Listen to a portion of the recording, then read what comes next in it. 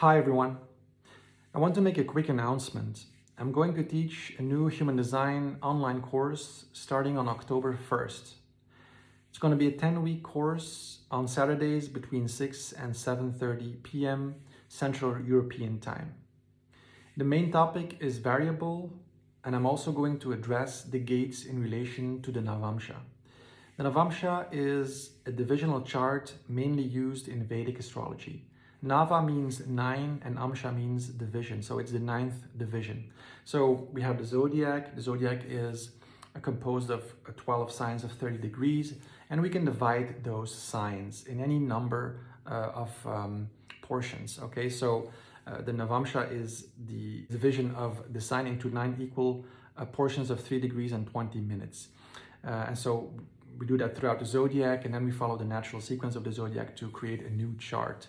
Now, in human design, the meanings of the signs are not really used practically. The zodiac is only a reference for the gates, for the 64 gates or the 64 hexagrams of the I Ching. But the Navamsa deals with Dharma. Okay, Dharma means nature. It's used to assess one's natural inclination. It's used to assess marriage, the marriage life. Kian Rao, the Indian astrologer, has written many things about the use of the Navamsa in predictive astrology. It has a spiritual connotation because, the number 9 in astrology connects to Ketu, or the south node of the moon, which is the 9th planet. We can also consider Jaimini's Upadesa Sutras, where he describes the Atma Karaka, right? Atma means soul, Karaka is the producer. So it's the planet that is most intimately involved with your soul's maturation process. And its placement in the Navamsa and its respective gate, this is what it's all about, can be very revealing, okay? Now, in human design, we use the gates, we use the channels.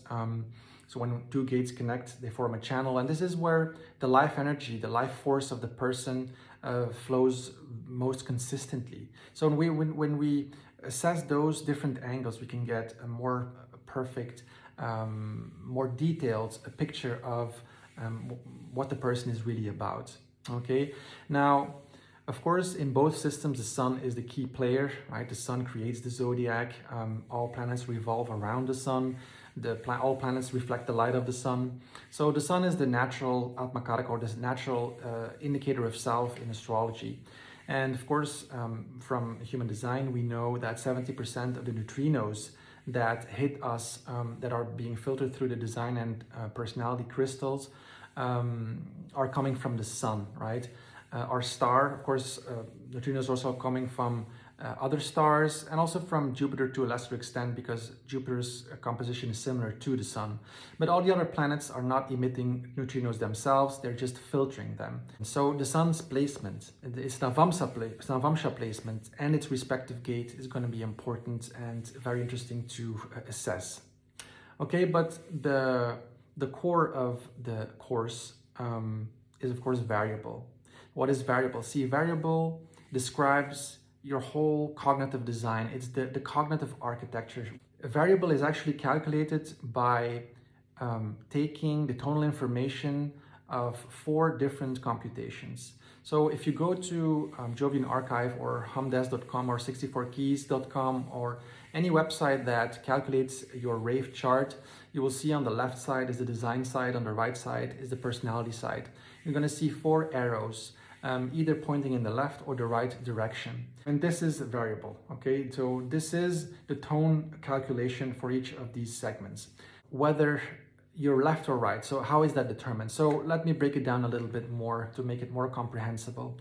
In human design, we use 64 gates, which are the 64 hexagrams of the I Ching. So we place them around the wheel, around the zodiac. So the 64 gates around the zodiac are in fact a measurement of time within the year. Okay, now we can divide each hexagram into 6 equal portions. So each hexagram has 6 variations. Okay, you can also look at it in another way. That is, each line, there's 6 lines, has 64 hexagram possibilities. The first line has 64 hexagram possibilities. The second line has 64 hexagram possibilities. The third, fourth, fifth, and sixth. Okay, depending on, this is another way of looking at it. So we have the hexagram. We can divide each hexagram in 6 equal portions. These are the lines, okay? So this is, you have the hexagram, and then you have the level below is the line. Then we can divide each line into 6 colors. We can divide each color into 6 tones, which are fixed, and we can divide each tone into 5 bases. So there's this whole substructure, okay? When we look at the tone, right? So because the tone is 2 steps below the line, and it fixes the color above it into either a left or active cognition or a right or passive cognition.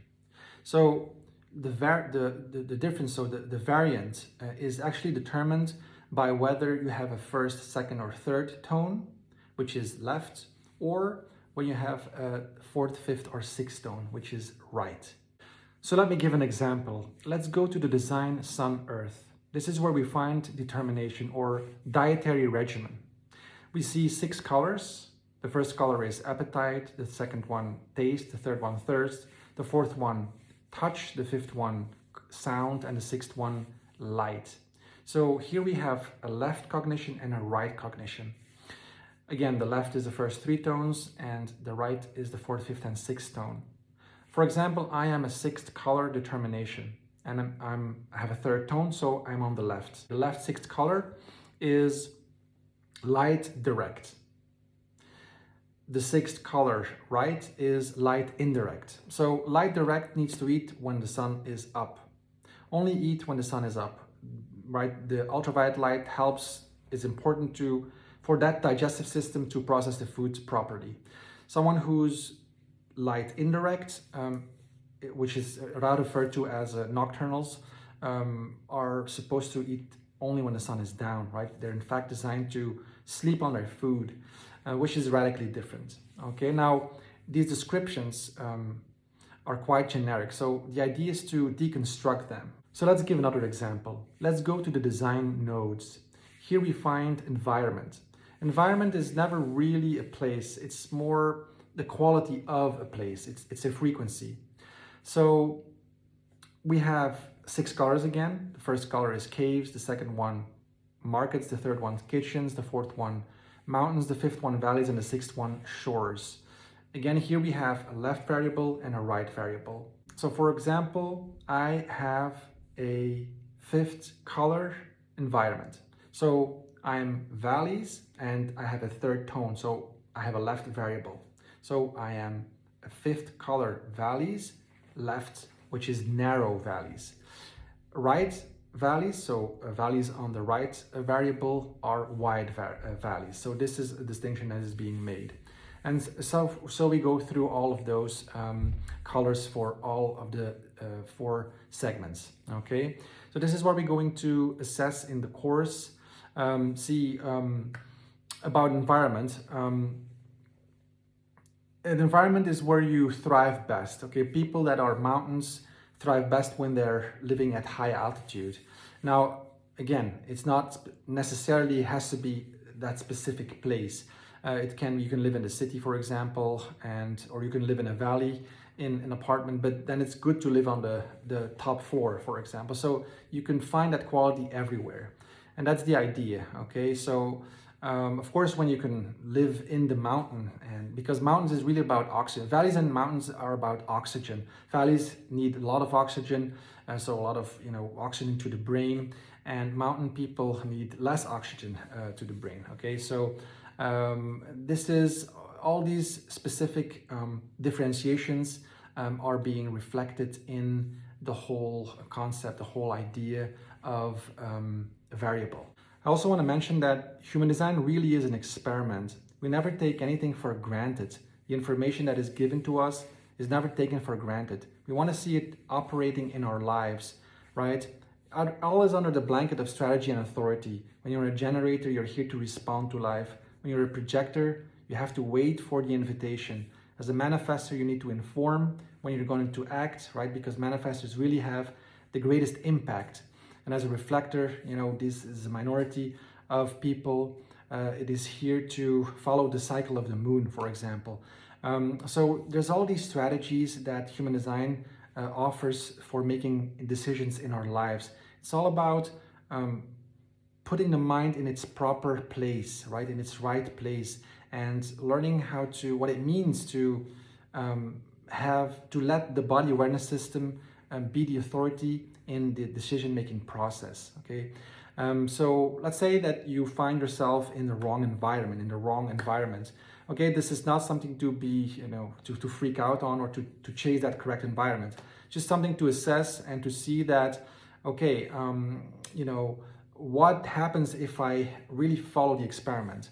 See, it's something to find out. It's even like if you look at a sacral response, for example, it's also something that really happens to you. So you have to be so aware of the unconscious, to open up, even imagine, just open up to the aspect of your being which is really unconscious, which is really not seen, right? But you are opening up for it anyhow. Anyway, you find a way to